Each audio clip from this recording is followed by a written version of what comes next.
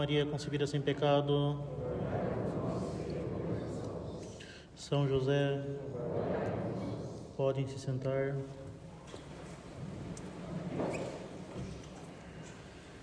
Caríssimos padres, senhores seminaristas, caríssimos fiéis, a Santa Romana Igreja comemora hoje o seu patrono, isto é, o seu protetor, o glorioso patriarca São José, esposo da Santíssima Virgem e pai adotivo e virginal de nosso Senhor Jesus Cristo, patrono da Igreja Universal, isto é, patrono da Igreja Católica.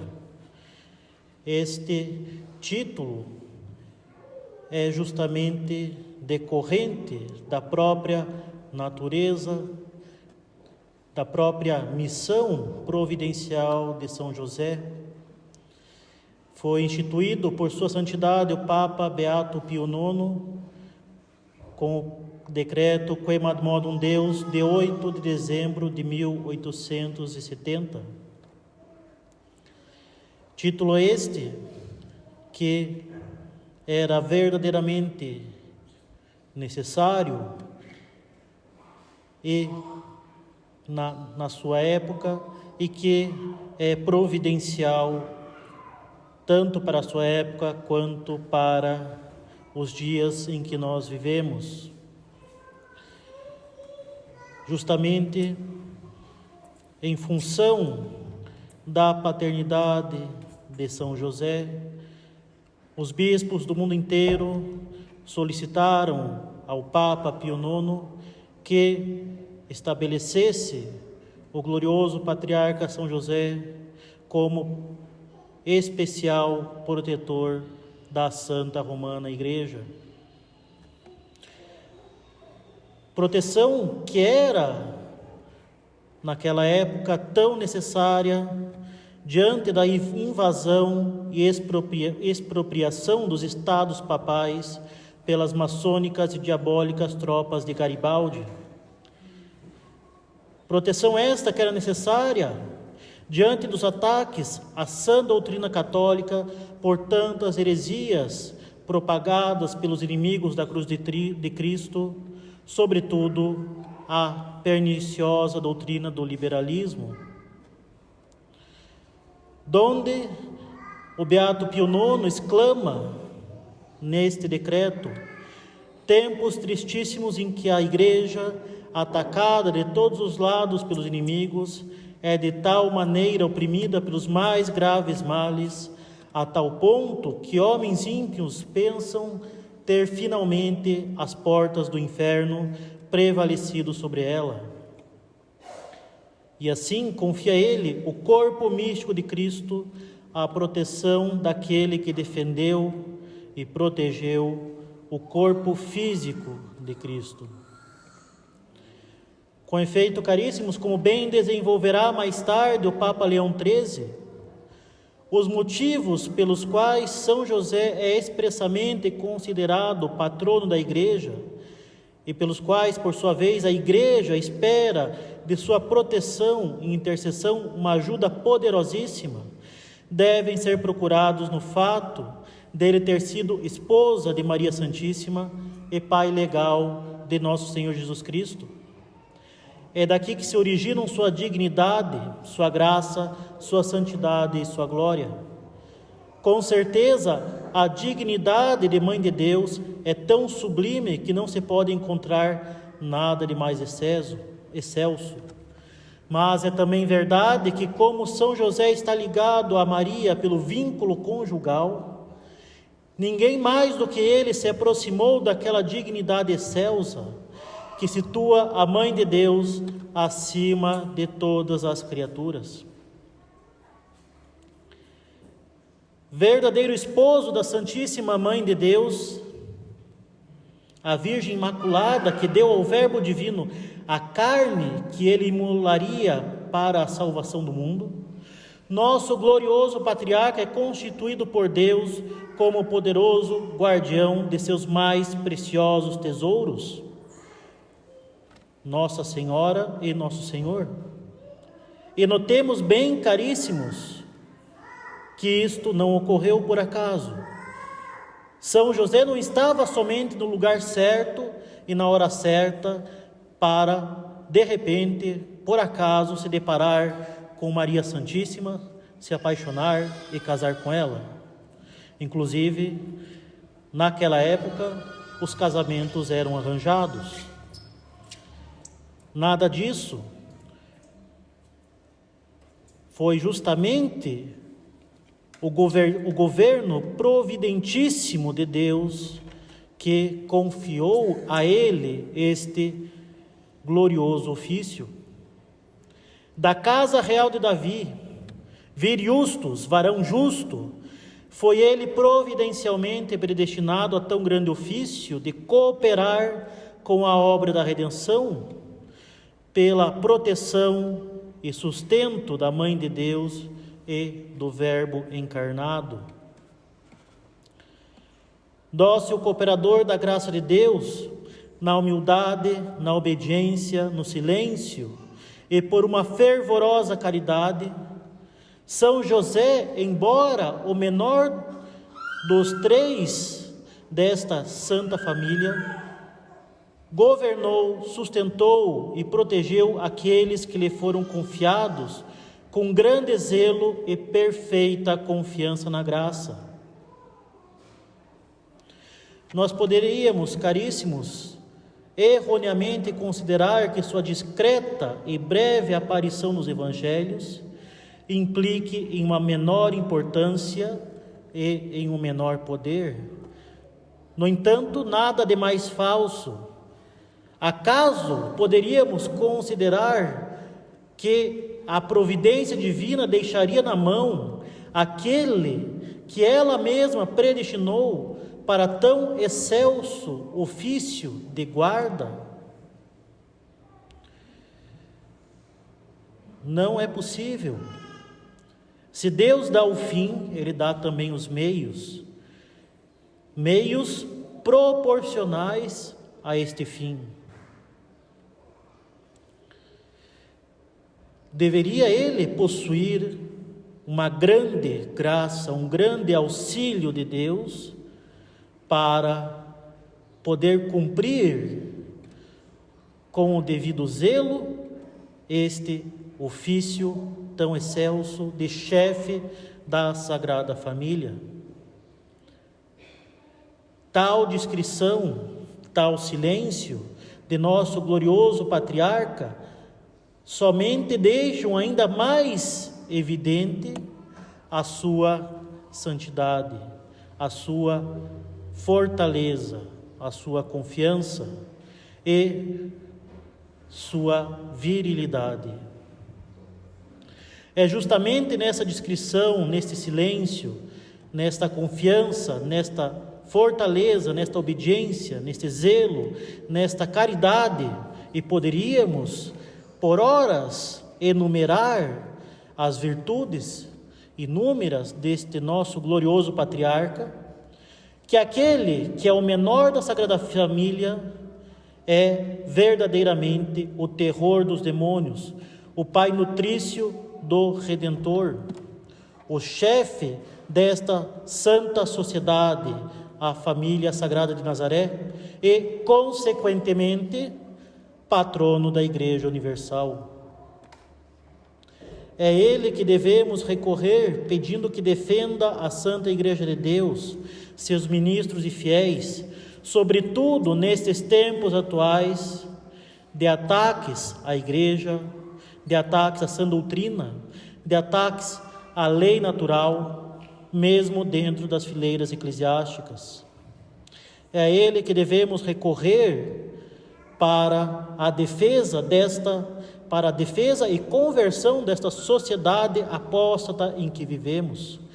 É a ele que devemos recorrer para um governo verdadeiramente católico do Estado, para que Cristo reine verdadeiramente sobre o Estado.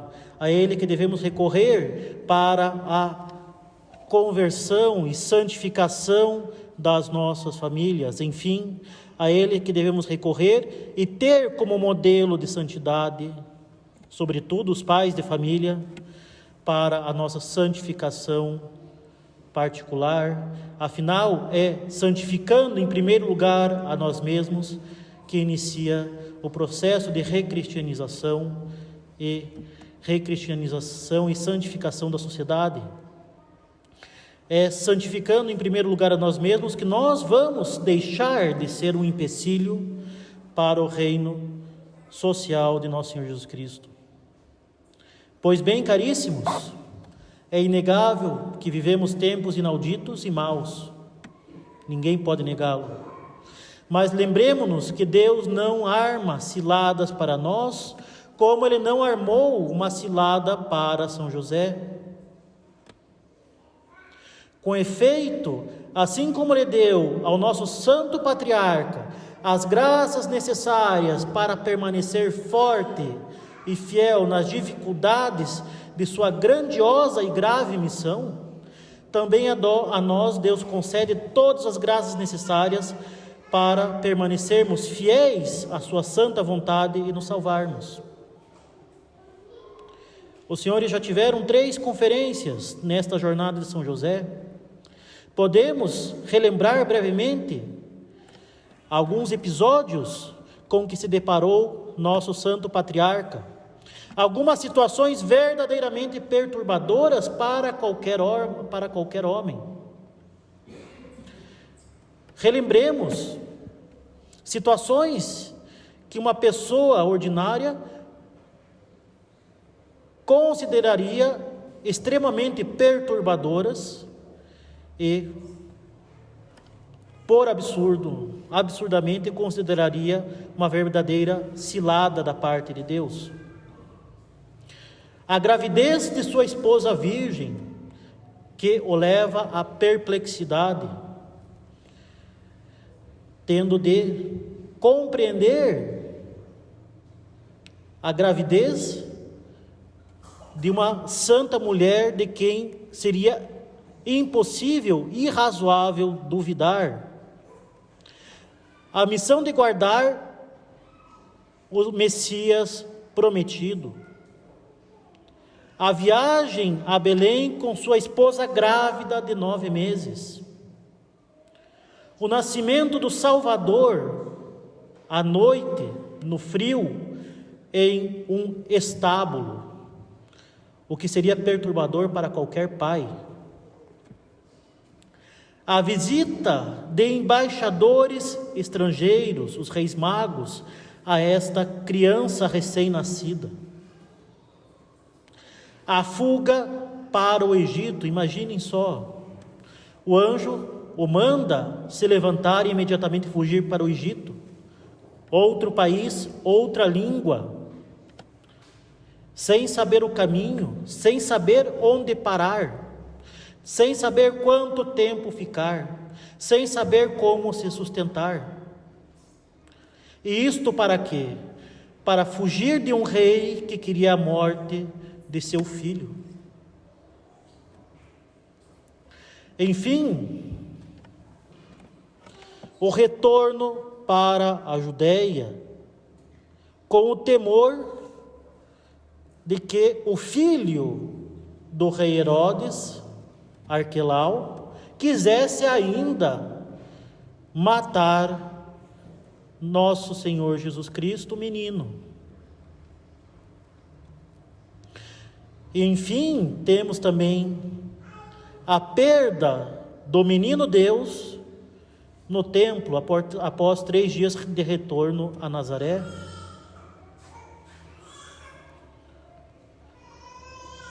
Que situações que qualquer pai de família consideraria extremamente perturbadoras, e com justiça, foram verdadeiras tribulações. E o que nós vemos em São José? Vemos alguma perturbação, alguma contestação, alguma reclamação? Não, de forma alguma. São José permanece confiante e fiel ao cumprimento do seu dever. Missão dada é missão cumprida. Ele sabe que ele tem o auxílio da providência. Ele sabe que Deus não lhe arma ciladas. Ele sabe que se busca fazer a vontade de Deus com generosidade e sacrifício, utilizando todos os meios naturais que estão à sua disposição, utilizando a sua reflexão e recorrendo à graça, Deus não vai abandoná-lo, como Deus não o abandona. E Deus não somente permanece junto dele, a providência divina envia por 2 vezes anjos para orientá-lo, zelando por São José com a sua divina providência.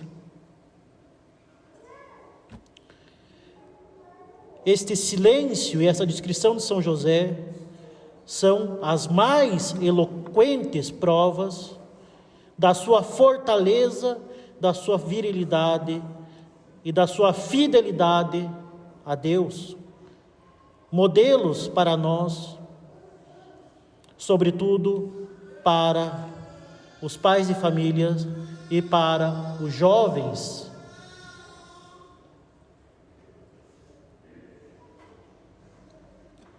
E também modelo para todos nós, pois Deus não nos abandona, Ele zela por nós pela sua divina providência, Ele nos dá a todos os instantes as graças que nós necessitamos para fugir do pecado e fazermos a vontade de Deus. E assim, temos em São José um verdadeiro exemplo de confiança e fidelidade, e mais que isso, um protetor que continua a cumprir a sua missão de guardar o corpo de Cristo, zelando pelo corpo místico de Cristo e zelando por todos nós, fiéis e clérigos, zelando a todo instante para que nós possamos não somente defender a Santa Romana Igreja, mas dar verdadeiro testemunho da verdade para a maior glória de Deus e salvação das almas. Louvado seja nosso Senhor Jesus Cristo. Em nome do Pai, do Filho e do Espírito Santo. Amém.